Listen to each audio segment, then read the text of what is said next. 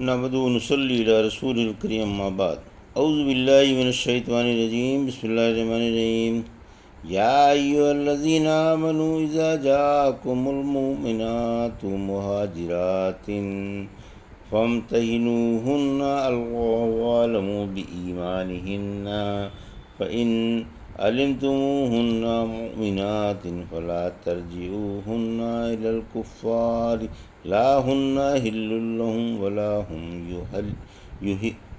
هم يحلون لهن وآتوهم ما أنفقوا ولا جناح عليكم أن تنكحوهن إذا آتيتموهن أجورهن ولا تمسكوا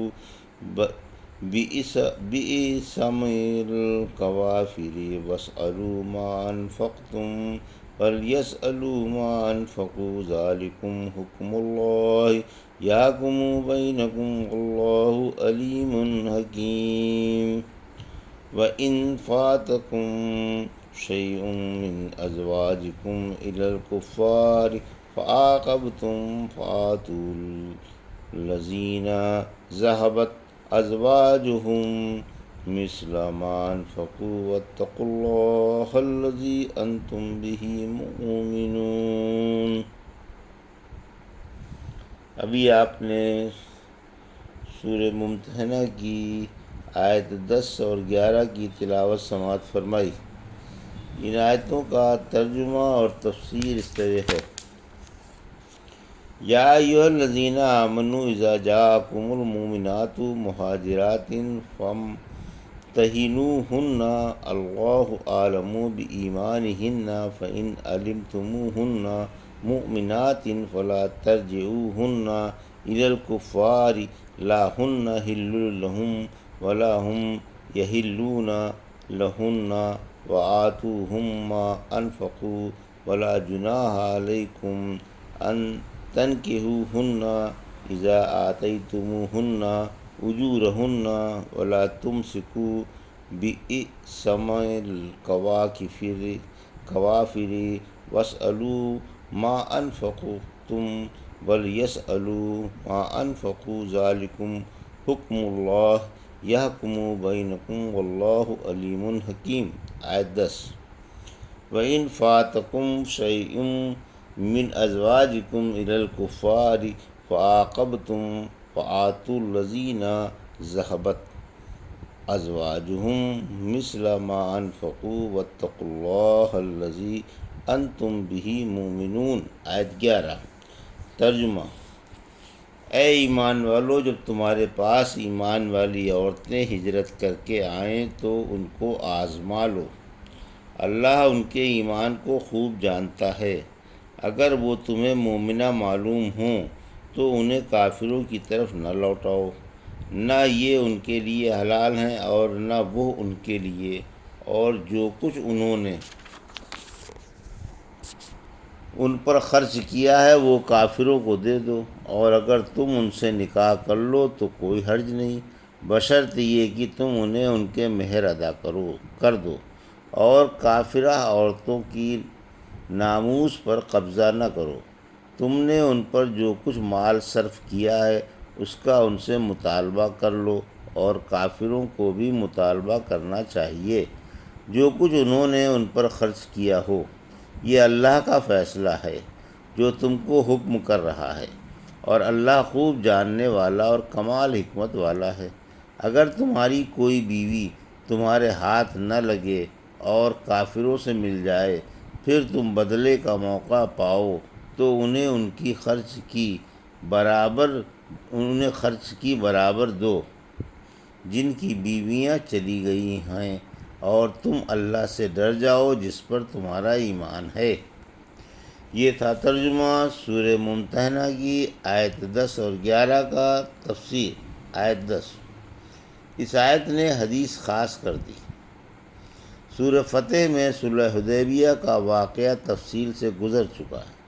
اس میں ایک یہ بھی شرط تھی کہ ہمارا جو آدمی مسلمانوں کے پاس مسلمان ہو کر جائے گا، مسلمانوں کو یہ شخص لوٹانا پڑے گا۔ قرآن کی اس مقدس آیت نے ان عورتوں کو خاص کر دیا جو سچے دل سے مسلمان ہو کر آئیں کہ انہیں کافروں کے پاس نہ لوٹاؤ، یعنی اس آیت نے اس کا حکم منسوخ کر دیا، کیونکہ اللہ نے مومنوں کو یہ ہدایت فرمائی ہے کہ جب عورتیں ہجرت کر کے مسلمان ہو کر آئیں تو انہیں آزما لو، اگر مومنہ سمجھو تو پھر انہیں کافروں کی طرف نہ بھیجو، کیونکہ اب یہ ان کے لیے اور وہ ان کے لیے حلال نہیں ہے۔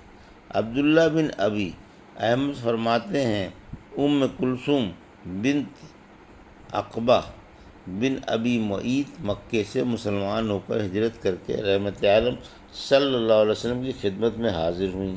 ان کے دو بھائی عمارہ اور ولید ان کو صلح کی شرط کے مطابق واپس لانے کے لیے روانہ ہوئے اور آپ سے ان کے بارے میں بات چیت کی، لیکن اللہ نے صلح کی وہ شرط خاص کر عورتوں کے حق میں توڑ دی۔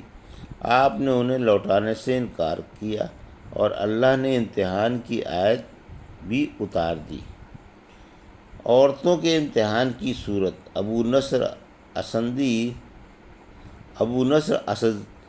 اسدی کہتے ہیں ابن عباس سے پوچھا گیا کہ رسول اللہ صلی اللہ علیہ وسلم عورتوں کا کس طرح امتحان لیا کرتے تھے؟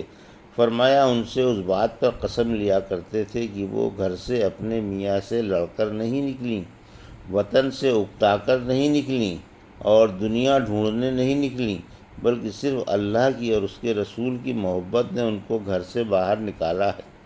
عورتوں کو قسمیں دے دے کر ان سے اس قسم کے سوالات کا کام فاروق اعظم رضی اللہ عنہ کے حوالے کر دیا گیا تھا۔ مشرک مسلمان عورتوں کے لیے حرام ہے۔ پھر فرمایا کہ مسلمان عورتیں مشرکوں کے لیے اور مشرک مسلمان عورتوں کے لیے حلال نہیں ہیں۔ اس آیت نے مسلمان خواتین کی مشرکوں پر حرمت ثابت کر دی، ورنہ اس سے پہلے مسلم خواتین کا کافروں سے نکاح جائز تھا۔ زینب رضی اللہ عنہ کا نکاح ابو العاص بن ربیعہ سے ہوا تھا، یہ مشرک تھے اور زینب مسلمان تھیں۔ بدر کی لڑائی میں ابو العاص بھی 70 اسیران بدر میں شامل تھے، تو ان کی اہلیہ نے اپنے میاں کے فدیے میں وہ سونے کا ہار بھیج دیا تھا جو انہیں ان کی والدہ محترمہ المومنین حضرت خدیجہ رضی اللہ تعالیٰ عنہ نے دیا تھا۔ جب رحمت عالم صلی اللہ علیہ وسلم نے وہ ہار دیکھا تو آپ کو اپنی رفیقہ حیات مونسہ جان نثار المومنین حضرت خدیجہ رضی اللہ عنہا یاد آ گئیں اور آپ پر ایک بے قراری سی طاری ہو گئی۔ آپ نے مسلمانوں سے کہا، مسلمانوں اگر تمہاری خوشی ہو تو ابو العاص کو بلا فدیے کے چھوڑ دو۔ مسلمانوں نے بڑی خوشی سے ابو العاص کو رہا کر دیا۔ آپ نے ابو العاص سے کہا کہ مکے جا کر میری بچی کو حفاظت سے میرے پاس بھیج دینا۔ اس نے وعدہ کر لیا، مکے جا کر وعدہ پورا کیا اور زینب رضی اللہ عنہ کو زید بن حارثہ کے ساتھ مکے سے مدینے روانہ کر دیا۔ زینب رضی اللہ عنہ بدر کے واقعے کے بعد مدینے میں ٹھہری رہیں۔ یہ 2 ہجری کا واقعہ ہے۔ پھر 8 ہجری میں ابو العاص مسلمان ہوئے۔ آپ نے زینب کو پہلے ہی نکاح سے ان کے پاس بھیج دیا، جدید نکاح اور جدید مہر نہیں باندھا۔ پھر ارشاد ہے کہ کافروں کا خرچہ انہیں دو، یعنی انہوں نے ان عورتوں کو جو مہر دیا ہے وہ مہر ادا کر دو۔ پھر فرمایا کہ اگر تم ان سے نکاح کر لو تو کوئی حرج نہیں، بشرط یہ کہ ان کے مہر ادا کر دو اور نکاح میں جو ضروری شرطیں ہیں وہ پوری ہو رہی ہوں، مثلا عدت گزر گئی ہو اور ولی کی بھی مرضی ہو وغیرہ۔ پھر فرمایا کافرہ عورتوں کی ناموس اپنے قبضے میں نہ رکھو۔ اللہ نے مسلمانوں پر مشرکہ عورتیں حرام فرما دی ہیں، ان کے ساتھ نکاح بھی حرام ہے اور ان کے ساتھ رہنا سہنا بھی حرام ہے۔ اگر نکاح میں پہلے سے مشرک عورتیں ہوں تو اس حکم کے بعد ان کے ساتھ نہ رہو اور انہیں چھوڑ دو۔ مسعود والی صحیح حدیث میں ہے کہ حدیبیہ کے دن جب رسول اللہ صلی اللہ علیہ وسلم نے قریشی مشرکوں سے معاہدہ کیا تو آپ کے پاس مکے سے مسلمان ہو کر کچھ عورتیں آئیں۔ ان کے بارے میں اللہ نے یا ایھا الذین آمنوا سے ولا تمسکوا باسم الکوافر تک کا جملہ اتارا۔ اس دن عمر رضی اللہ عنہ نے 2 عورتوں کو طلاق دی، ایک سے تو معاویہ رضی اللہ عنہ نے نکاح کر لیا اور دوسری سے صفوان بن امیہ نے۔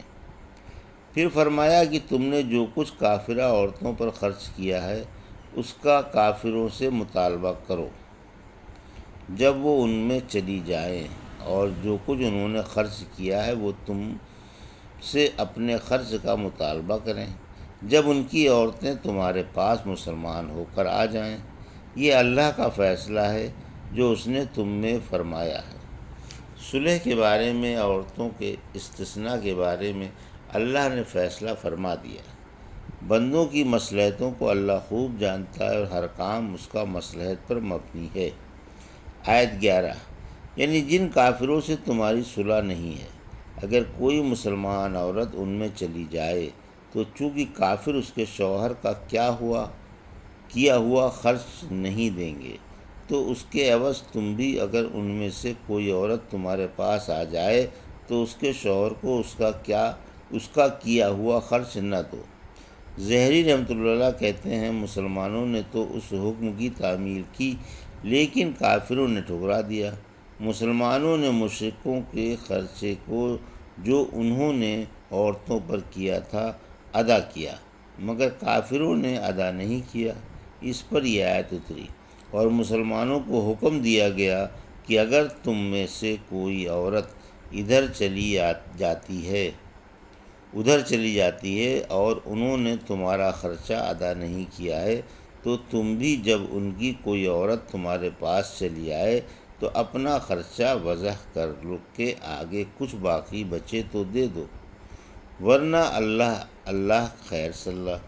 اس کے بعد اگر کسی مسلمان کی عورت کسی مشرک کے پاس چلی جاتی اور مشرک کی عورت مسلمان کے پاس آ جاتی اور کافر خرچ ادا نہیں کرتے تو مسلمان اپنا خرچہ وضع کر کے اگر کچھ باقی بچ جاتا تو کافر کو بھیج دیتے، ورنہ نہیں۔ یہ تھا سورہ ممتحنہ کی آیت 10 اور 11 کا ترجمہ اور تفسیر جو بھی آپ نے سماعت فرمائی۔ بارک اللہ لی ولکم فی القرآن و نفعنی ایاکم بآیات الذکر الحکیم۔